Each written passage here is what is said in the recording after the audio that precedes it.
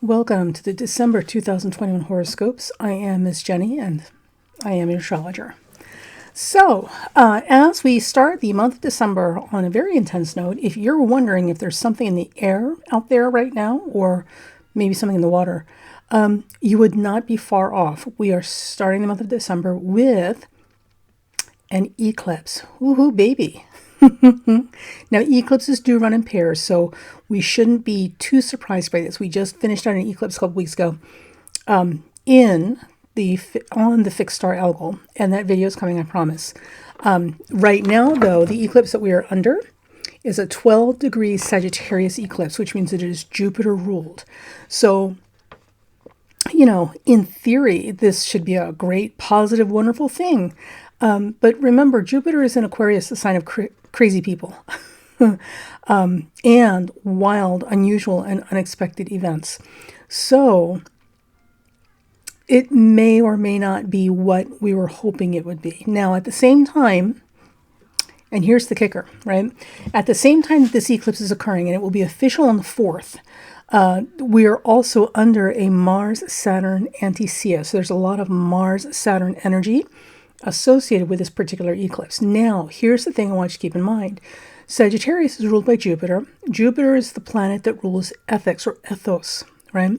And Sagittarius rules the law. And so Sagittarius and Jupiter are very much about, justice and the principle of the thing and the higher mind and bigger ideas and ideals, idealism. And remember, it's also about society. So this Sagittarius, and you'll find Sagittarius and Jupiter very strong in the charts of teachers and legal professionals, interestingly enough, because it's all about expanding the mind and higher thought, right? More important things than the small, petty affairs of daily life. So the thing about it is, with this emphasis on ethics and ethos and principles and the bigger picture, right? And lessons, life lessons that are learned and need to be learned. With this particular Jupiter-ruled eclipse, we also have a heavy Mars-Saturn energy weaving into this, which means that this eclipse is bringing with it a whole lot of karmic comeuppance. So, on a very big spiritual, woo-woo level, what that means is that we can expect some people to be handed their karmic bill, with payment due right now. On a smaller, more personal level, what this can also mean is that we may find ourselves in situations where not only do we need to take the higher path to get through situations unscathed. I just went through this literally yesterday. And today, because this is going to be going on all week, right? So I was dealing with it, and we'll still be dealing with it for a few days. And I didn't even realize that we had the eclipse. So I just now finally got around to looking at the December aspects. So it makes all kinds of sense. So take the higher road, control yourself, and understand that this is very much a time of measurement. So your words and actions and deeds will also be measured as well. So keep that in mind. Keep your eye on the prize. Take the high road, keep your eye on the prize. Now, while this is also happening, this Mars that's part of this anti-Sia with Saturn, it's bringing home the karmic bacon, as it were. Bringing home the karmic spankings. Whap, whap. It will also be squaring Jupiter, which rules this eclipse. So we've got a really subtle, dynamic, and complicated eclipse happening this week. There's a lot at play. All right, there's a lot of layers, right, and subtle textures, and twists and turns and intertwining of things involved in this eclipse. So this whole week, expect situations to be a lot more complicated than they appear to be on the surface. On a big, large level, a very good example is going to be the Ghislaine Maxwell trial. Like on the surface, it seems very, very straightforward and simple, right? One side wants to present her as, a victim, right? Oh, poor Ghislaine, she was a victim of Jeffrey Epstein. And the other side wants to, portray her as clearly, as much of a predator and opportunist preying on young children, that her partner Jeffrey Epstein was. And both of these are very simplified, black and white, sort of images that you're presenting. So on the surface, looks very simple, right? It's one or the other. You know, there's not really an in-between in this particular situation. You're either one of these personalities or the other. But in this particular case, with her and with all of the ancillary people in the orbit around that are involved that we don't have the names of, right? That don't want their names known. You know, all the spiderweb relationships that stem out from her and Jeffrey. There's a whole lot more happening with this case and the implications of the verdict in either direction with that. So that's this week. Every situation we find ourselves in is not, and certainly the ones that are really giving you the oh my God. So if you're feeling like you got a case of the oh my gods, it is as complicated as it appears, and there's a whole lot here you're not necessarily seeing, and the ripple effect is going to be a lot further out down the road. So take the high road, control yourself, take the high road. Okay, so right, and this is how we're starting the week. So it's not your imagination. Captain Crazy Pants and crew is out in force right now, so try not to get baited into this. Now, also, too, interestingly, these are my notes, by the way. The other thing that's happening this week while this is going on, right, because it's always something, on the 2nd, Neptune will be stationing direct. Now, we've been feeling the Neptune station for a month now. We've really been feeling it, but as of the 2nd, it officially comes to a standstill and moves in direct motion, which means that a whole lot of things are finally going to break loose and start moving. So things that are favored right now with this particular eclipse, this Mars-Saturn anti-Sia, Mars squaring Jupiter as it's doing that, Jupiter ruling the eclipse, and Neptune stationing direct, all packed in like a, what is it, those fruit, anyway, I'm really bad with recipe names. Anyway, so all packed in like a bag of goodies this week. The things that are favored are, again, things that involve taking the high road. I mean, I can't stress this enough. And we say this all the time, but this week in particular, the thing that's important about it is that the things that we do, especially if we're taking the high road, really making an effort to do the right thing, okay, for everyone's benefit, not just ours. The ripple effects that stem out moving forward away from this are going to be huge and magnificent, and you will get your rewards later. Now, if you proceed to be selfish and self-serving, as people have been for quite some time now, the ripple effect from that will also kick in and lead to some problems later. And I would also actually expect that if you try to move ahead with selfish endeavors or selfishly focused activities and agendas under this eclipse energy, what may happen is this may backfire immediately. So listen, if you're watching the channel, you're trying to be a better person. So we don't have to worry about you. Unless you're a politician. By the way, some of the politicians are actually watching the channel, right? They see their name come up, the things that they want they're watching it. So unless you're one of them, you are absolutely trying to be a better person. So you don't have to worry about this too much. So we won't tell people who aren't trying to be a better people. We don't need to warn them. They'll figure it out. Some lessons are best learned the hard way. Okay, now as we go through the month, so the big deals right now are Neptune stationing direct and this eclipse at 12 Sagittarius happening simultaneously. Now, also too, Venus, just so you know, Venus will be going retrograde around the middle of the month, around the 19th. So that's going to make things a little, not wonderfully happy. Now, the thing with Venus retrograde is not necessarily a sad or a bad thing. Venus retrograde tends to deepen things, make things much less flamboyant, right? Much less prone to excess and, all the Venusian indulgences we typically think of.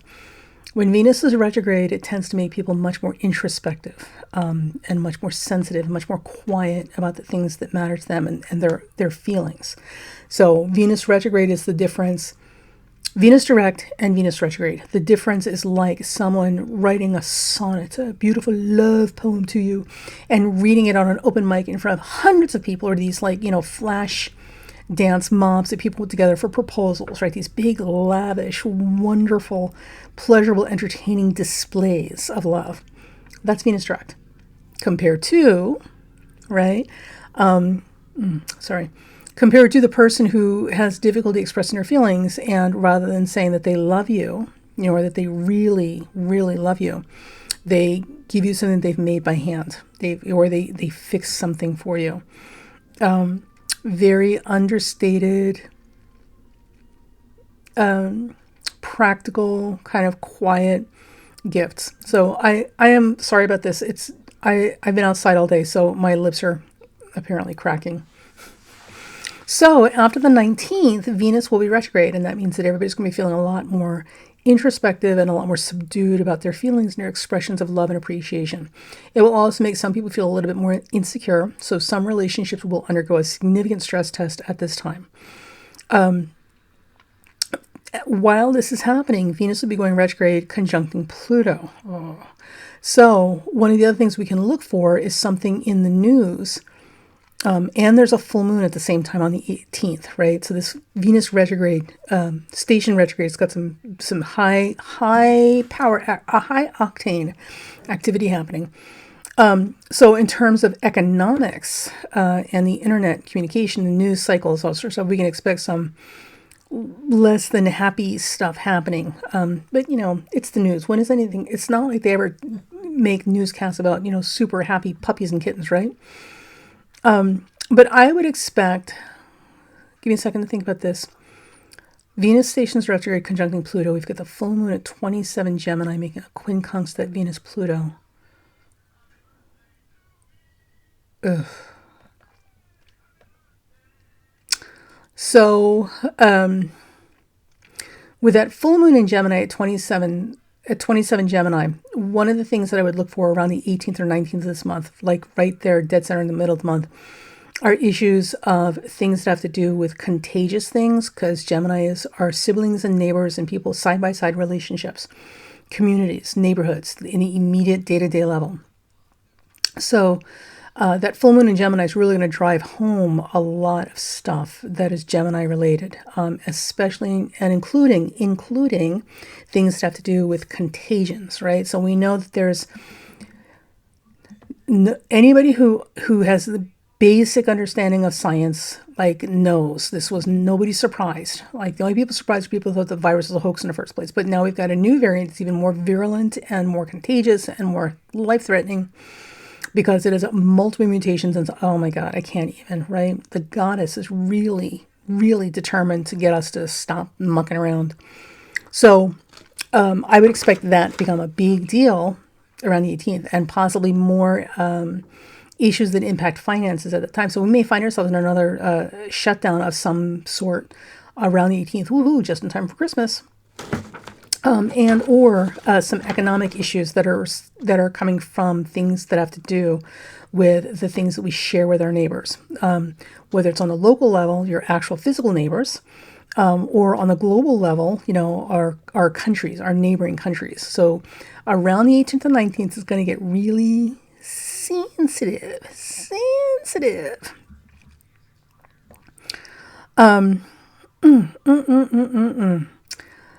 And again, relationships are going to go through a stress test. Now, I will say, interestingly enough, that around this time, the 18th and 19th, one of the things that may happen for people who are prone to these things, not everybody, but some people are prone to these things, and even people who've been secretly harboring closet desires to do these things, we may find that there's a rash or an unexpected uptick of people cheating on each other.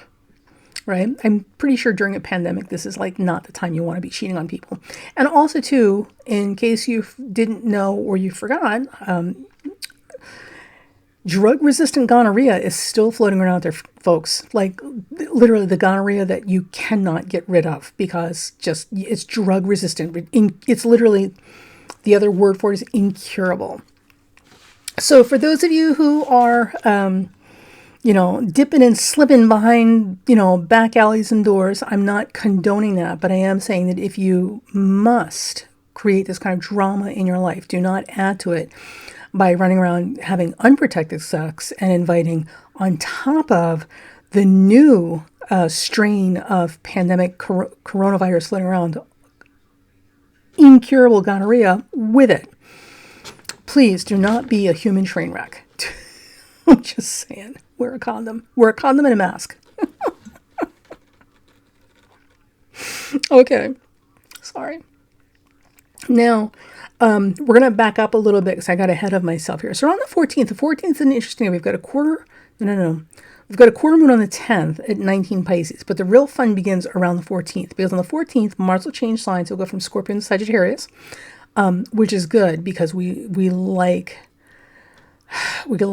Mars being in a more energetic, physically expressive, like free kind of expression position. Mars in Scorpio is very deep and intense, and Mars is also the co-ruler of Scorpio, but Mars in Scorpio really brings out the cloak and dagger in people. So there's a whole lot of Othelian, Shakespearean kind of power plays.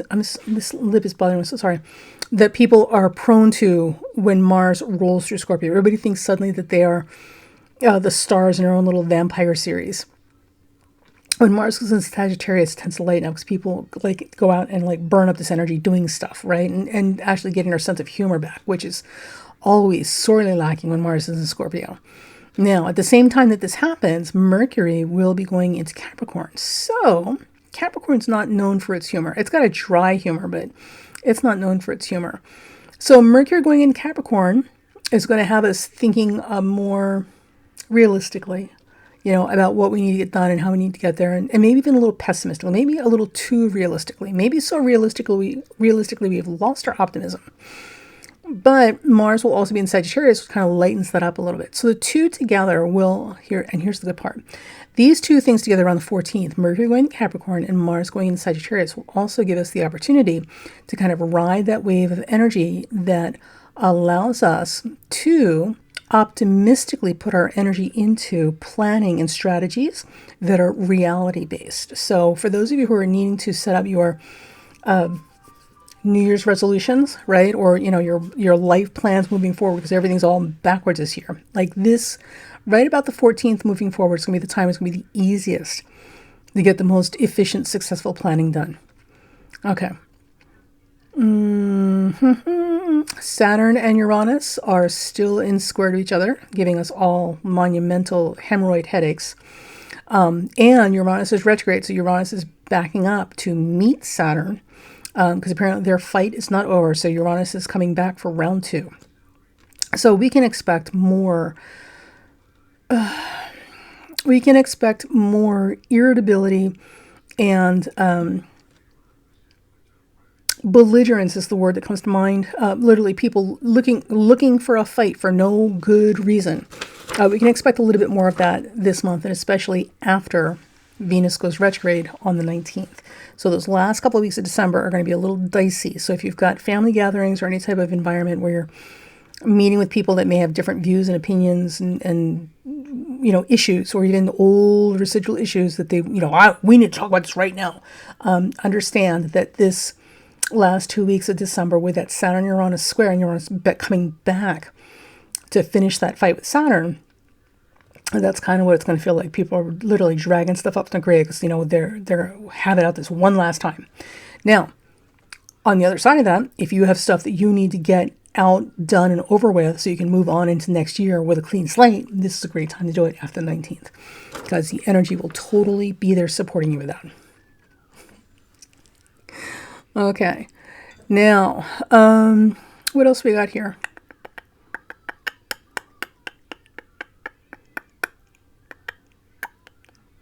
So that's it. Sag, Cab, Aquarius. Yeah, so December, one of the things that I would look for this month, I hate to disappoint you, but I have no doomsday prophecies for you. We're still going to be here slogging it out, in spite of the many people who are trying to take us all to the Armageddon grave with them. Good grief. So December will be full of irritable points, especially at the 19th. Now, it will be, and the first week we're really feeling it. We're really feeling it. So for those of you who don't live inside the U.S. right now, as we speak, as I'm doing this on the 1st, the Supreme Court is hearing, they're hearing arguments about overturning Roe versus Wade or upholding a Mississippi state law that bans abortion under all such circumstances. No exceptions made to allow a woman or a female to have an abortion in any case of rape or incest or anything else. Like, that's just it. You're stuck with it. So somebody can make you have a baby whether you want to or not. No matter how old you are. You can be 10 years old, raped by your uncle, brother, daddy, right? And with the Mississippi state law, you're going to have that kid because your body now belongs to the government, and they're going to make you have children whether you want them or should have them or not. So that's what's happening right now under this eclipse.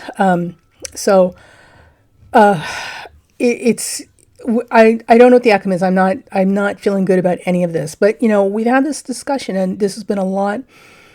This has been a lot of pushback against the goddess rising. We are on the precipice of great change, great evolutionary change, and this has been going on for a while. But now we're reaching critical mass, and we know that we're reaching critical mass because they are fighting harder and harder and harder to keep women under the boot of people who don't want anything to change. They want to drag us back to the dark ages, right? So, and it's not just women, it's people of color. So there's a whole social structure that they want to maintain and return to, like in its original forms. And they're fighting it, every tooth and nail trying to take us back there. And the goddess loves all her children, and she wants us to move forward and onward. So we're watching this play out, and the big symbolic fight right now is literally about women, right? So what's the best way to kill feminism? Make sure that these women have absolutely no control over their bodies and must have children whenever a man decides he wants to impregnate her. And the government will support that and prevent her from having any other alternatives. So, because you're not going to work, you're not going to school, once you have a kid, your life is done. You are officially a mother, and that's your full-time job. And they know that. And even better if you're 12, and they can make you have children whether you want to or not, or should have them or not. So this is where we're at. Okay, so, sorry, off on a tangent.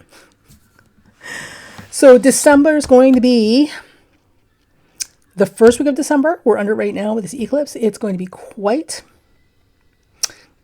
the fun fest with Captain Crazy Pants and crew in full force. Now remember, it's about taking the high road, because all the things that are happening right now, no matter how simple the situation looks on the surface, it's a lot more complicated and subtle than it appears. And the ripple effect from whatever we choose to do at this time, or how we respond to the situation, will ripple out for a long time. So make sure you are dropping the right kinds of things in there, so those ripples that are coming out when they come back, are the kinds of things that you benefit from, not suffer as a result of. Neptune is direct this month, thank freaking God, which is also kind of a nice spiritual spin on things. So people this month in particular, and this Christmas in particular, will really be feeling the call of the spirit and really understanding the purpose and nature of forgiveness and compassion and spiritual gifts, and blessings and all the things that we think of or should be thinking of when we think about the end of a cycle or the end of a year and the beginning of a new one, and this one last opportunity to gather with family and friends around the hearth, and share the bounty and the blessings and, the tears that we've had all year long up until this point.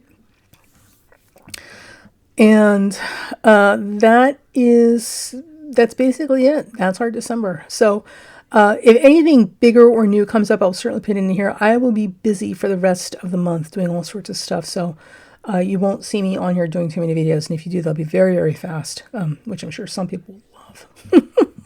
Oh my God, a fast video.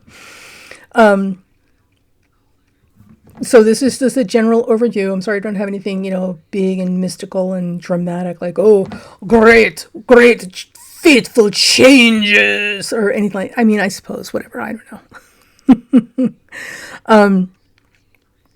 January, moving into next year, we've got some big, wonderful things to watch for. So this month, it's going to be a little bit cranky as we come to a close, but we will get there. And again, this first week of the month, things look simple in appearance, but these are much more complicated, long-term ramification situations we're finding ourselves in, both in the bigger picture, like with the Supreme Court, and on a personal level, like literally even interpersonal conflicts with coworkers and family or friends.